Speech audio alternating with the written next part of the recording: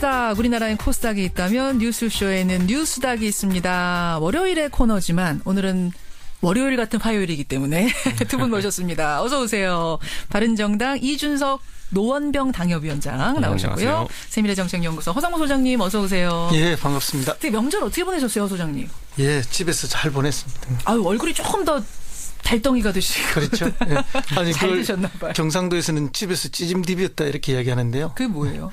예, 덩어리를 바닥에 붙였다. 다시 배를 붙였다. 이렇게 덩어리를 붙였다. 방콕 간 걸 그렇게 이야기합니다. 이준석 위원장도 잘 보내셨어요? 아, 저야 뭐 동네에서 네. 정치하는 사람이다 보니까 여기저기 인사드리고 인사 다니고. 전화드리고 뭐 이런 나날이었죠. 일가 친척들 모이면은 무슨 얘기, 정치 얘기들 많이 하세요? 그 두 분 댁들도?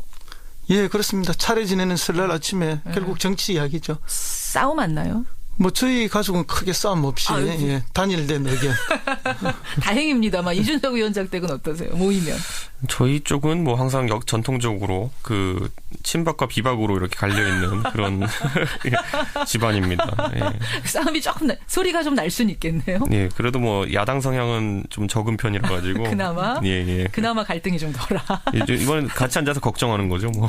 저는 사실은 이제 정치 얘기 하지 말라 그러잖아요, 명절날. 근데 저는 했으면 좋겠어요. 10대부터 70대까지 다 모이는 자리가 드문데 왜 얘기 안 합니까? 전 얘기하고 좀 싸울 거 있으면 싸우고 소통하고 이것도 괜찮은 것 같은데. 그렇습니다. 정치 이야기를 통해서 정치 의식이 높아지고 또 의견들이 조정되고 이러면서 수준이 자꾸 올라가죠.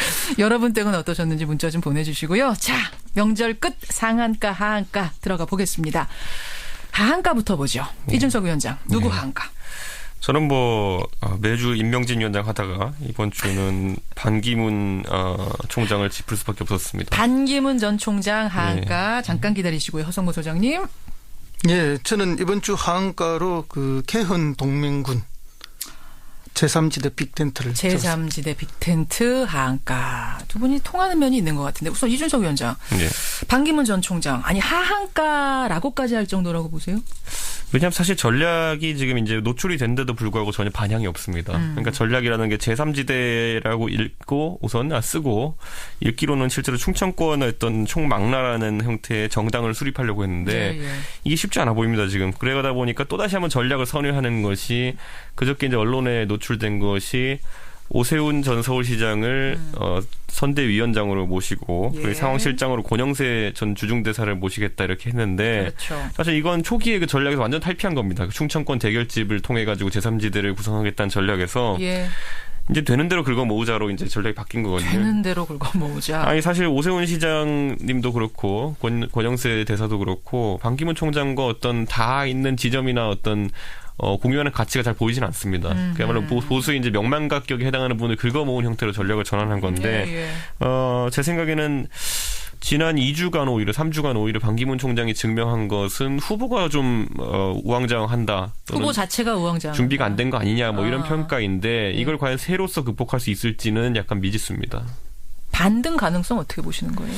반등이라는 게 뭐 내생적 변수로 제 생각에 반등은 좀 어려워 보이고요. 외생적 변수로 만약에 뭐 구도가 어떻게 짜여지냐에 따라서 가지고 반등이 가능할 수도 있겠지만은 그야말로 이제 상대의 실수를 기다려야 되고 뭐 이런 상황은 외생적인 이유. 그럼 외생적인 변수를 기다려야 되는 상황이 왔다는 것은 실제로 한 뭐 컨벤션 효과라고 하죠. 초기에 들어와서 컨벤션 효과가 전혀 없었다는 것을 반증하기 때문에 쉽지는 않아 보입니다, 지금. 허성무 소장님도 반등이 쉽지 않을 거라고 보세요, 지금 스코어에서? 그렇습니다. 지금 뭐 저도 거의 동의하는데요. 이게 이제 뭐 정당에 가입하지 않고 제3지역에서 한다 했다가 가입한다 했다가 또 하지 않는다. 시계추처럼 지금 왔다 갔다 하시고 있거든요. 그래서 이제 반기문 전 유엔 사무총장님 별명이 생겼어요. 뭐요? 시계추 총장, 어정쩡 반기문 뭐 이런. 아니 별명이 너무 많아요. 그렇습니다. 별명 최강자예요.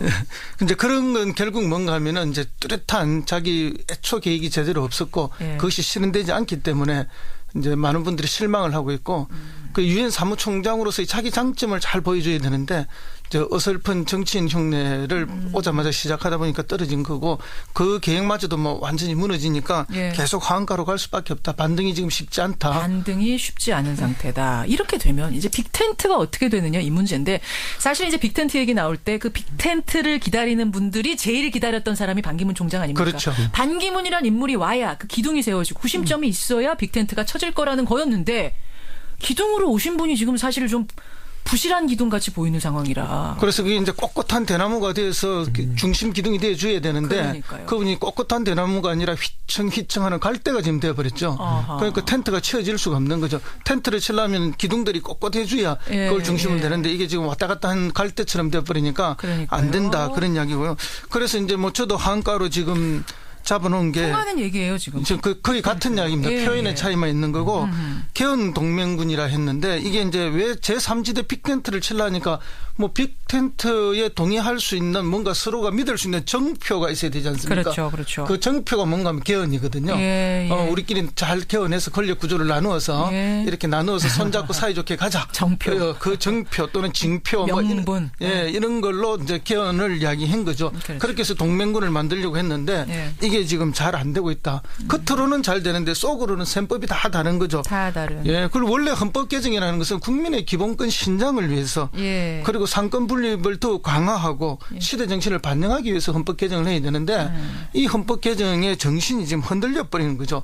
애초에는 작년에 정기국회에 박근혜 대통령이 출마해서 시정연설하면서 최순실 게이트를 듣기 위해서 개헌을 탁 제안해버리기 때문에 그때 한번 오염돼버렸고 그다음 지금 현재는 이게 이제 권력 나눠먹기 형태로 계속 이렇게 국면전환용 전략용으로 이야기를 하니까 또 한 번 오염되니까 오염이 돼버렸다. 오염된 개헌. 그러니까 개헌 자체는 굉장히 좋은 명분이지만 명분이 지금 좋고 오염이 된 상태라고 또 보세요? 반드시 필요한데 그걸 요구하는 세력들에 의해서 주도와 제안하는 세력들에 의해서 지금 오염됐기 힘이 때문에. 빠졌다. 그럼요. 그럼 인물도 부족하고 명분도 그렇습니다. 부족하고 시간도 부족하고 빅텐트 쉽지 않다고 보시는 거예요? 그렇습니다. 현실적으로. 처지긴 처진다고 보세요? 처질 거라고 보세요? 처지는데 지금 빅텐트가 처지는 게 아니라 스몰 텐트가 두 군데 쳐지고 있죠. 두 군데가 어딥니까? 그러니까 한 군데는 국민의당을 중심으로 국민의당 해서 중심. 박지원, 안철수, 그다음에 손학규, 정운찬까지 이렇게 해서 작은 텐트가 새로 하나 만들어지고 또 저쪽에는 이제 반기문을 통해서 반기문이라든지 김무성, 바른정당. 뭐 어쩌면은 김종인까지도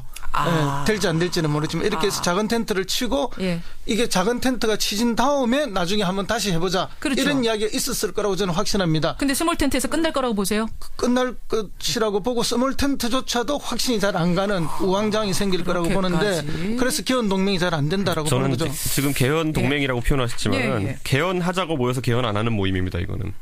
그게 그러니까 모이는 명분으로서 개헌하자라고 모이는 거고 그 안에 있는 어느 누구도 개헌이 현실적으로 가능하다 보지 않습니다. 현실적으로 3개월 안에 불가능하다고 보면 3개월도 아니죠 이제는. 아니 3개월이고 간에 지금 개헌을 하겠다는 사람들이 모여서 그 개헌을 주장하는 사람들이 생각하는 개헌 형태가 다 다릅니다.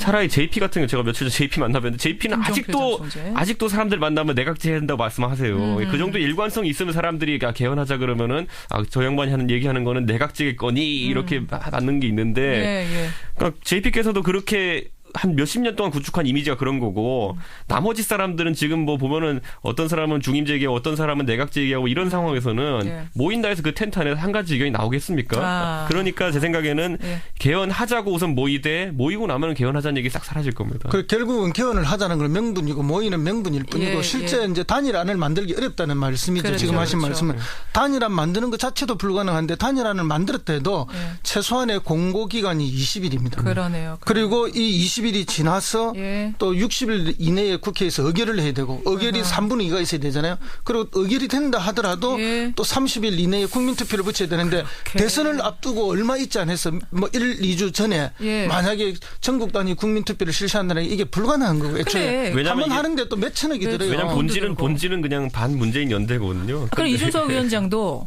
스몰 텐트도 지금 쉽지 않은 상황이다 보세요. 빅텐트 고사하고 텐트를 친다는 것 자체가 텐트 친 걸 주체를 놓고도 싸울 겁니다. 보면은 누가 먼저 저 포를 세울 거냐 이거 놓고도 지금 예를 들어 반기문 총장도 그렇고 바른정당도 그렇고 국민의당도 세 간에 지금 계속 갈등이 있는 것이 서로 우리 당에 들어와라 아닙니까 지금. 우리가 중심이 되겠다. 그러니까 이제 텐트의 중심 기둥을 각자가 하고 싶은 거죠. 각자가 다 대선 후보가 되고 싶은 사람들이에요. 그러니까요. 그런데 뭐 내가 되고 니는 그럼 내를 돕는 내가 꽃이 될 테니까 너는 거름이 되라 이 이야기 아니에요. 그러니까 아무도 거름이 되고 싶은 사람은 없고 다 꽃이 되고 싶은데 이게 되겠습니까? 이게 지금 한겨울에 지금 텐트를 쳐놓고 어쨌든 같이 따뜻하게 있자는 건데 지금 셋 다 침낭에 들어가 있는 형태이기 때문에 각각 지금 개인 침낭에 들어가 있는 형태입니다. 텐트 없이 지금 침낭만 있는 거예요. 각자 이미 침낭에 들어가서 난 안 나갈게라고 지금 하고 있는 상황이기 때문에. 근데 이준석 위원장 바른정당 위원장이시잖아요. 예, 예. 이렇게 얘기해도 되는 거예요? 당에 가서 괜찮으시겠어요? 근데 여기서 제가 봤을 때는 주도권을 지금 가진 사람은 오히려 반기문 총장이거든요. 근데 반기문 총장이 와서 텐트를 친다는 개념보다는 예.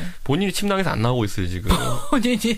그러니까 텐트를 치려면 누군가 침낭에서 나와가지고 추워도 예, 예. 자기가 뭔가를 해야 되는데 지금 그런 사람이 안 보인다는 얘기. 자기 그렇죠. 침낭을 버릴 사람이 안 그리고 보여요. 지금 객관적으로 보기엔 반기문 예. 반기문 총장이 반기문 침낭이 아니라 반기문 총장. 반기문 총장이 들어가 있는 침낭이 제일 작은 침낭이거든요. 근데 그래요? 거기에다 지금 그걸 털어가지고 제일 큰 텐트를 차리겠다고 하니까. 알겠습니다. 두 분 다 이제 그런 의미에서 빅텐트를 지금으로선 녹록치 않은 환경이다라고 말씀하셨어요. 그런 의미에서 하한가가 어찌 보면 일치합니다. 자, 상한가 가보죠. 상한가. 그럼 잘 나갈 사람 상한가 누굽니까? 허 소장님. 예, 저는 상한가로 지금 헌법재판소 그리고 이번에 새로 이제 헌법재판소장 권한대행을 맡게 될 예. 이정미 헌법재판관을 뽑았습니다. 잠깐 기다리시고요. 이준석 위원장은 상한가 누굽니까? 지난주에 안희정 충남지사가 많이 돋보였죠. 안희정 지사. 네. 안희정 지사 얘기부터 해보죠. 왜 안 지사가 상한가입니까? 우선 명시적인 지지율 상승도 우선 다 익히 아실 테고요. 두 번째로는 사실 안희정 지사가 이재명 시장을 제쳤다는 것이 앞으로 큰 의미를 가질 겁니다. 안희정 지사가 이재명 시장 아직 제치지 못했어요.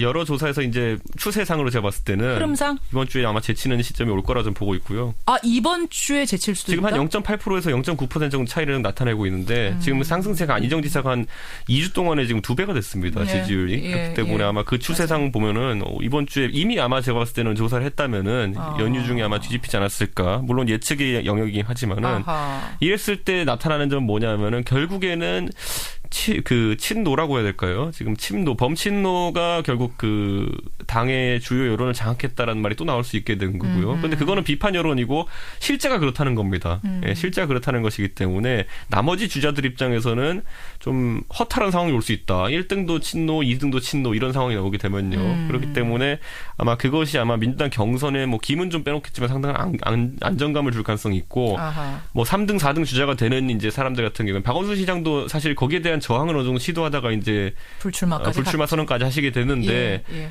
그런 만큼 나머지 후보분들도 고민이 아마 깊어질 겁니다. 고민이 깊어진다는 게 무슨 말씀이세요? 나머지 후보의 고민이 깊어진다. 안희정 지사가 2위 되고 문재인 전 대표가 1위면 고민이 깊어질 거다? 3위 후보군, 4위 후보군 같은 경우에는 물론 우리가 생각하기에는 이번 시점에 대선에서 내가 화끈하게 문재인 대표 밀어주고 다음번 대선에 나가면 되지 않겠느냐. 예. 라고 이제 하는 분들도 있겠지만 전 거기에 대해 가지고 부정적인 게 비관적인 게 지금까지 한 번도 대선에서 2등, 3등 했던 세력이 그 다음 대선에서 주류 세력이 된 적이 없습니다.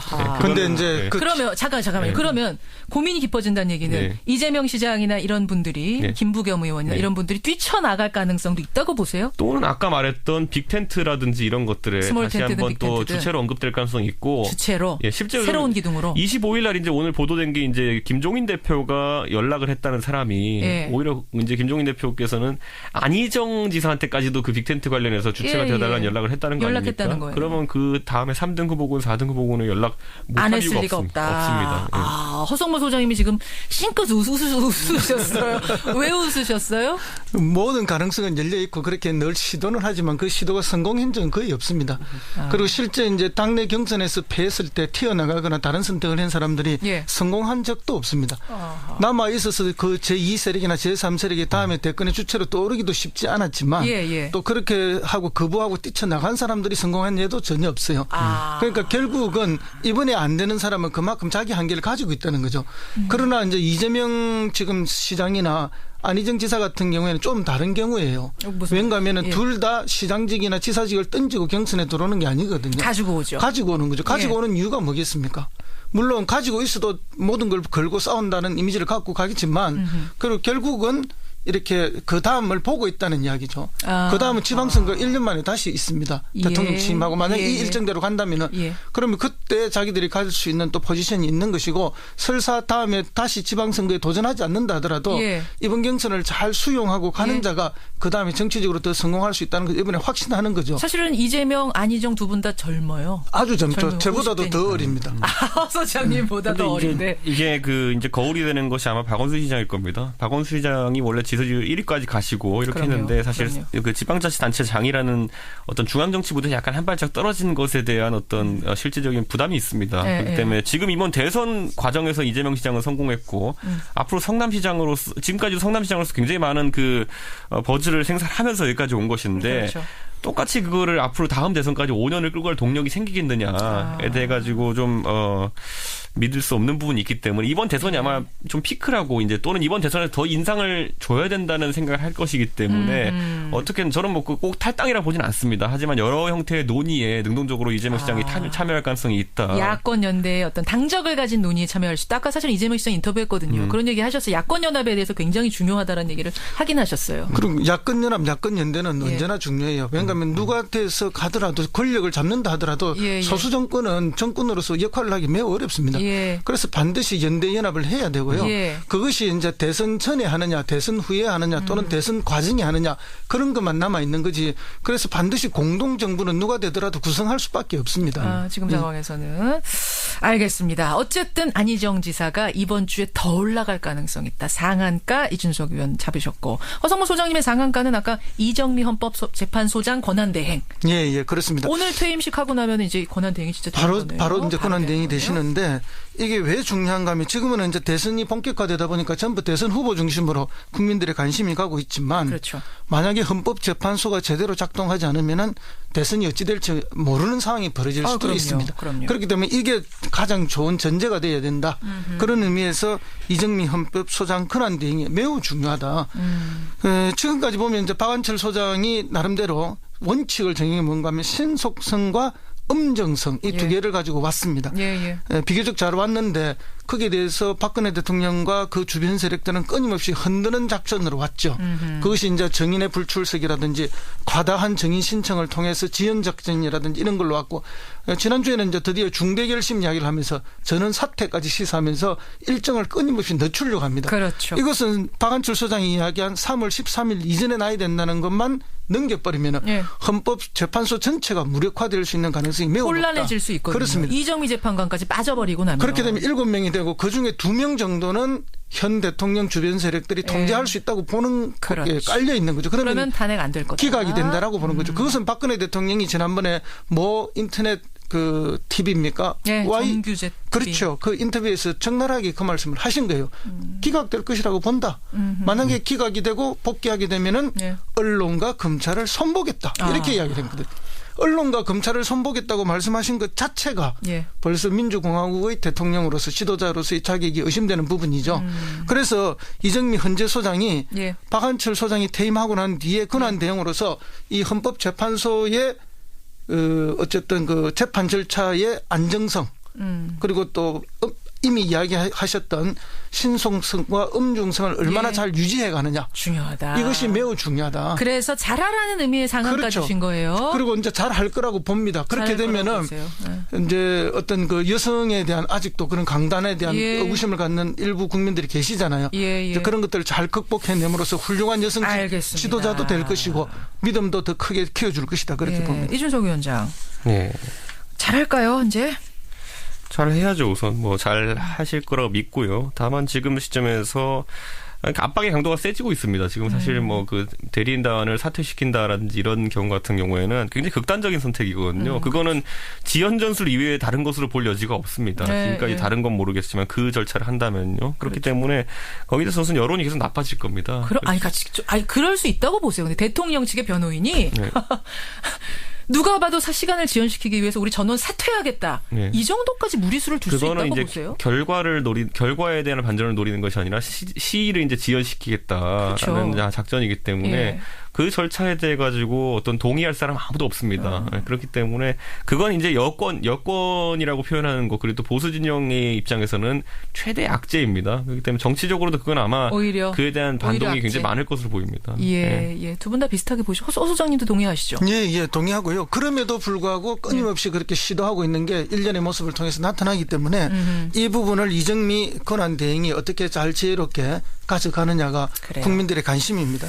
한 분이 질문을 주셨어요. 네. 정말 그 정규제 TV에서 대통령이 검찰과 언론을 만약 탄핵이 기각되면 정리하겠다라는 발언 했습니까 하셨는데 저희가 지금 정확하게 찾아보니까 정규제 분이 정규제 주필이 탄핵이 기각된 후 검찰과 언론을 정리하겠습니까? 라고 질문을 했고 그러자 박근혜 대통령이 국민의힘으로 그렇게 될 거다. 이렇게 얘기를 했네요. 예. 검찰과 언론은 결국은 국민에 의해서 정리가 될 거다. 정리하겠다는 의미로 뭐 봐도 크게 문제는 없는 취지의 발언을 한 게 사실이네요.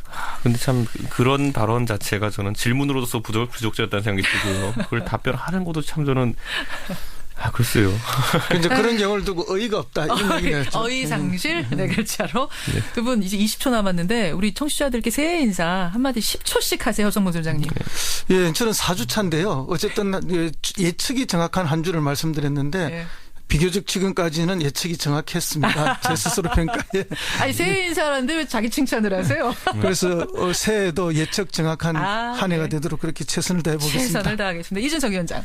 네, 사실 2017년까지 넘어와서 이제 최순실 이야기하고 이런 네. 탄핵 이야기를 한다는 것 자체가 네. 참 힘 빠지는 그런 시작이긴 했지만은 그래도 이 고통을 겪고 나가지고 오는 새로운 체제는 좀 더 나은 체제가 아닐까 생각하면서 우리 모두에게 한번 덕담을 하고 싶습니다. 내일이 오늘보다 나을 겁니다. 내일이 오늘보다 나을 거다. 예. 이 말 참 좋네요. 여기까지 오늘 뉴스닥 닫아보겠습니다. 두 분 고생하셨습니다. 네. 이준석 바른정당 노원병 당협위원장, 허성모 세미래정책연구소장 함께했습니다.